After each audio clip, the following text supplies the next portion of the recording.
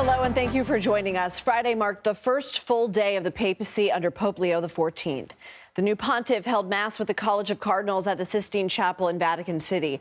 He is the 267th head of the Catholic Church and the first to be born in the United States.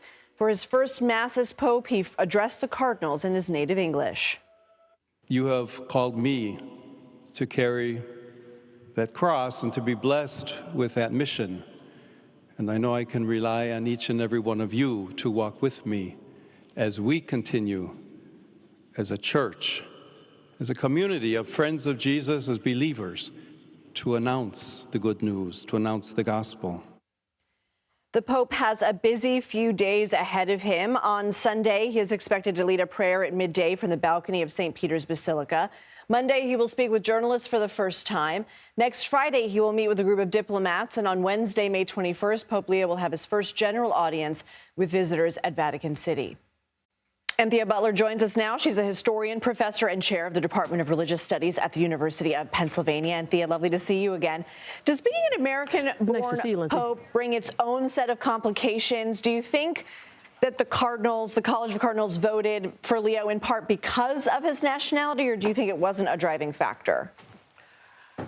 I don't think it's a driving factor, but let me say this. They voted for him not just because he's an American, but because he's from the Americas. I think, one of the things I think is really important to understand is that he lived outside of America for 20 years. He also has Peruvian citizenship. So he's a dual citizen. That's really important. So maybe we should be saying that he's a U.S.-born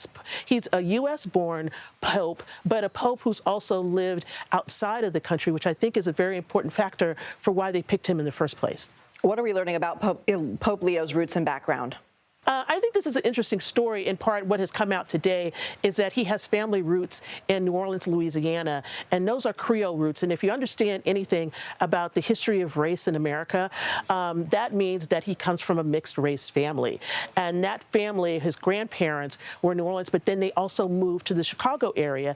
And nobody really said who they were, and they didn't say who they were. And so how people see you is how they decide to mark you. And I think it's really important to understand that even though this is his background, it's not the forefront of everything that should be about him. I think there's a whole history of people who migrated from Chicago during the Great Migration and other times from Louisiana and other places in the South. And I think it's really important to understand that our history of race in America is complicated, and we can't just deal with it like it's a binary. I appreciate that context, Anthea. Does the papacy change people? Meaning, do we know what Pope Leo will be like based on his views as a cardinal, or do they often change after becoming pontiff? I think that they change somewhat because you are pontiff, the way in which the office makes you do certain things, right? Do you change as a person? Somewhat. Everybody changes when you get a new job, right? This is a very big new job. But I also think that there are things about him that are going to carry forward. There are things about Francis that carried forward. The way in which he dealt with things, the way in which he went to go pay his bill. If we remember this, when Francis got in, he went to pay his bill at the hotel before he actually moved in to the Vatican. I suspect that there will be certain things about Pope Leo XIV that will remain the same. Maybe, his same baseball team, which seems to be a big, point of conversation right now. Will he be able to talk to his brothers the same way and play Wordle every day?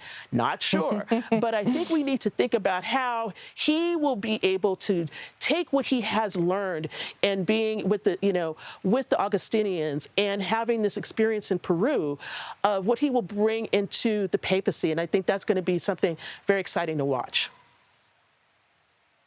Before we let you go, we have a clip of your reaction to the white smoke rising from the Sistine Chapel. Let's watch. That's smoke. That's smoke.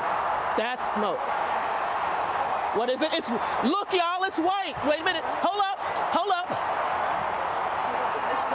It's white. It's white. Let's go. Holy cow. Holy cow. Holy cow. I got to be quick with you, but what was running through your head in that moment? I couldn't believe it because I had just said I didn't think it was going to be until today, Friday, and then it happened. And so it was like, God is laughing at me. But my reaction was just, I was shocked, and it was still shocked when he came out on the balcony and we knew who he was. That was like an amazing moment. And so I'm very grateful to have had that, to be with you all. And yeah, I think it's a moment I'm never going to forget. Anthea Butler, thank you. Thank you so much.